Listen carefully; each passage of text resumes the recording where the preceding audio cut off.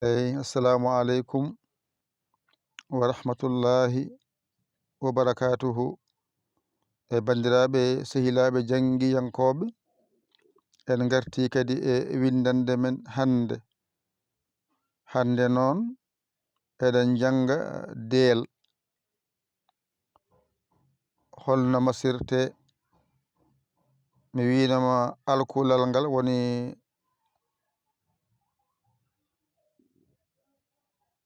ko jangata ko alkulal ngal gandata ngal wiyete ɗum wiyete harfere ndeɗo harfere wiyete ko deel.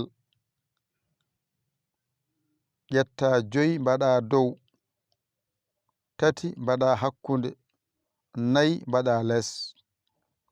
ɗe dow ɗe mbasa fodde, hakkunde ɗiɗi wasa fodde, less o noon jiya fooɗa. Bismillah jangen. Dow mi wi noon qur'ana arab ummorto ko bange ñaamo faya bange nano.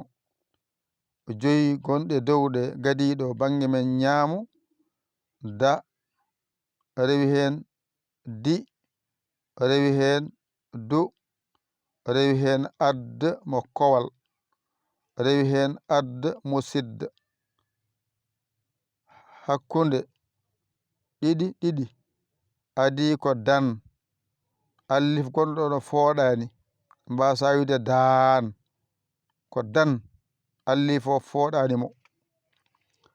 Yeeso ko din, rewi hen ko dun, jippo less ngara pooɗa. Ay dan e daa ene nandi. Dan ko ɗiɗi, da ko gotel. Da allif fooɗimo, di yanere fooɗimo, do wow fooɗimo, di yanere allif jowiɗe fooɗimo. Koni harfere masirte. Mbaɗa dow 5, mbaɗa hakkunde 3, mbaɗa less 4. Bismillah jangen. Da less mum pular ko da, rewi hen ko di, less mum ko di pular. Du less mum ko du pular. Adde mi yinoma kowal ko a, ɗum saabi jiiɗa a adi da rewi hen woni adde. Mi winoma sidda ko a, ɗum saabi jiiɗa a o ari, do ari woni adde. Jippo less ɗiɗi dow ko an, ko da o ari rendi tawti ɗum wiya dan. ɗiɗi less ko in, ko dow o ari wiya den. Turo ɗiɗi dow ko un, ko dow o ari naati hen wiya don. Won wiya dan, wiya din, wiya don. Less ko polle. Mi wino pottal dow foɗirte ko allif jowiɗo walla allif taƴƴo walla allif jowiɗo. Nden noon ɗo ko allif jiiɗa yeeso muɗum wadde mbiya da. Less ko di foɗirte ko juburiya walla yanara walla yurit. ɗo noon ko yurit ala ɗo wonɗo ko yanara ɗum waɗi wiya di. Tural foɗirte ko wow walla wow taƴƴo, kon ɗon ko wow wadde mbiya do. De toɓɓel ngel foɗirte ko juburiya allif jowi dow mum walla yanara allif jowi dow muɗum wadde woni de. Jangen.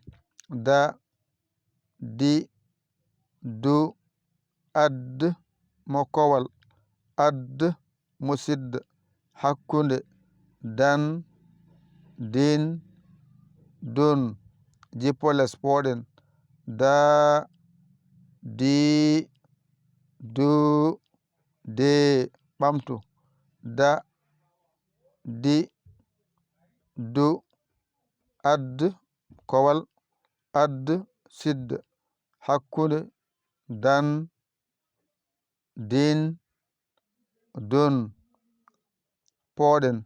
Da, di, du, de ƴettu kuƴol ma e karne ma mbañirtoɗa janga ɗigga a hoolaki hoorema ƴew camorɗo mo ɗakkoɗa sara makko o walluma o holluma ha jiya lawol aɗa yamon walluma noddu en e 00 221 77 906 14 81 mbaɗa yaya mbaɗa li jiya WhatsApp o ngara caggira saggere ma saggani ɗum jinmi yo Allah wallu yo Allah newnu yo Allah ren ko musidɗo mon giɗo mon almudo mon nder e bowal Yaya Ly ko walla Sénégal alhamdulillahi rabbil alamina on jarama wassalam.